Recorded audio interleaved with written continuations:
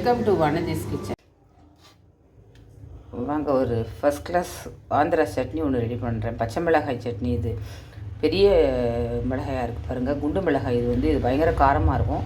இந்த மாதிரி கொஞ்சம் கட் பண்ணிக்கோங்க. எண்ணெயில் போட்டோம்னா வெடிக்கும். அது 4 பச்சை மிளகாய் எடுத்திருக்கேன், ஒரு ஸ்பூன் சீரகம், ஒரு துண்டு புளி எடுத்திருக்கேன், ஒரு 5 பல் பூண்டு, கருவேப்பிலை ஒரு கொத்து, வெங்காயம்.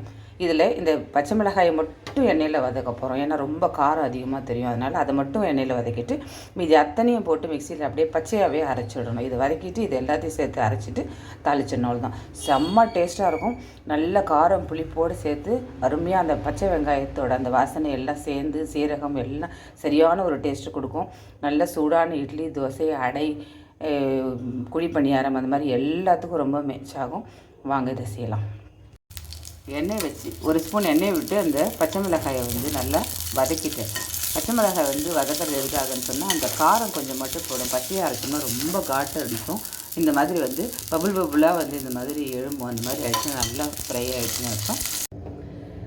வதக்கின பச்சை மிளகாய் எல்லாம் ஒன்றா சேர்த்துட்டு உப்பு போட்டு இதை அரைச்சிட்டு வந்துடுறேன்.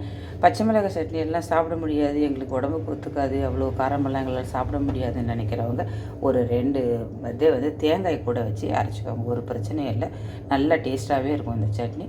சும்மா கொஞ்சம் போல் தேங்காய் சேர்த்துக்கோங்க. அதில் சட்னியை அரைச்சிட்டு கொஞ்சம் நல்லெண்ணெய் விட்டு தாளிச்சிருக்கேன். ஏன்னா பச்சை மிளகாய் காரமாக இருக்குது இல்லைங்களா, அதனால் கொஞ்சம் நல்லெண்ணெய் விட்டு தாளிச்சிக்கோங்க. கொஞ்சம் அந்த காரம் கம்மியாக இருக்கும், அவ்வளோதான். ஆனால் நல்ல காரம் புளிப்போடு செம்மையாக இருக்கும் இந்த சட்னி. பிடிச்சதுன்னா லைக் பண்ணுங்கள், ஷேர் பண்ணுங்கள், சப்ஸ்கிரைப் பண்ணுங்கள். நன்றி, வணக்கம்.